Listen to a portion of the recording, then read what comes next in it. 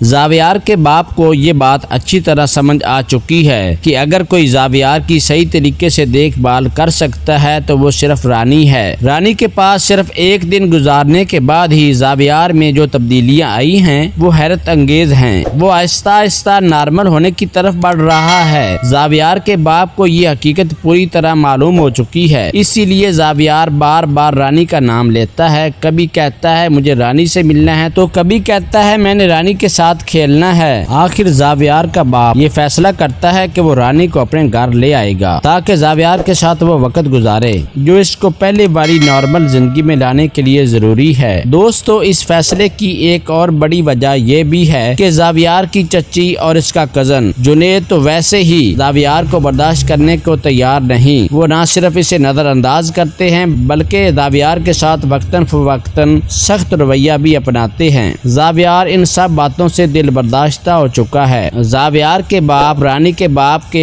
Hospital کے تمام اخراجات ادا کرنے کا وعدہ بھی کر لیتے ہیں اور بدلے میں وہ رانی کو اپنے گھر لے جانے کی بات کرتے ہیں۔ رانی کے ماں باپ شروع میں حیران ہو جاتے ہیں۔ ان کے دل میں یہ شک پیدا ہوتا ہے کہ کہیں زاویار کے والد ان کی بیٹی کو خریدنے کی کوشش تو نہیں کر رہے، لیکن جیسے جیسے زاویار کا باپ خلوص اور سنجیدگی سے بات کرتا ہے، رانی کے ماں باپ کا شک دور ہو جاتا ہے۔ رانی کے ماں باپ کے لیے یہ پیشکش کسی نعمت سے کم نہیں ہوتی، کیونکہ وہ پہلے ہی قرض میں ڈوبے ہوتے ہیں اور ان کے پاس ان حالات سے نکلنے کا کوئی اور راستہ بھی نہیں ہوتا۔ رانی خود شروع میں تذبذب کا شکار ہوتی ہے، مگر وہ جانتی ہے کہ اس وقت قرضوں کی ادائیگی اور گھریلو حالات کو سنبھالنے کے لیے یہ واحد راستہ ہے، اسی لیے وہ بھی اس فیصلے پر آمادہ ہو جاتی۔ رانی اپنے دل میں یہ عزم لے کر زاویار کے باپ کے ساتھ اس کے گھر روانہ ہو جاتی ہے کہ وہ زاویار کے لیے سہارا بنے گی، لیکن زاویار کے گھر میں داخل ہوتے ہی ایک نئی آزمائش رانی کا انتظار کر رہی ہوتی ہے۔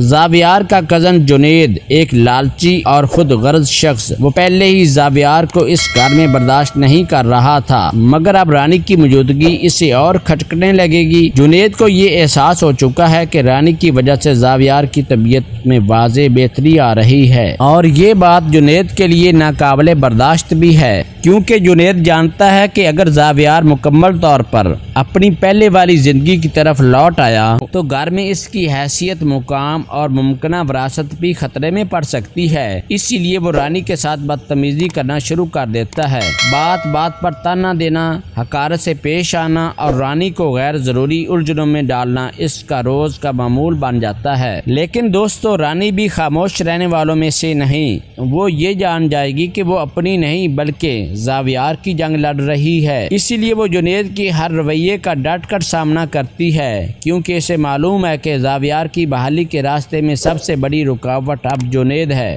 اور وہ اس رکاوٹ کو بھی عبور کرے گی، چاہے اس کے لیے اسے کتنی ہی قربانیاں کیوں نہ دینی پڑیں۔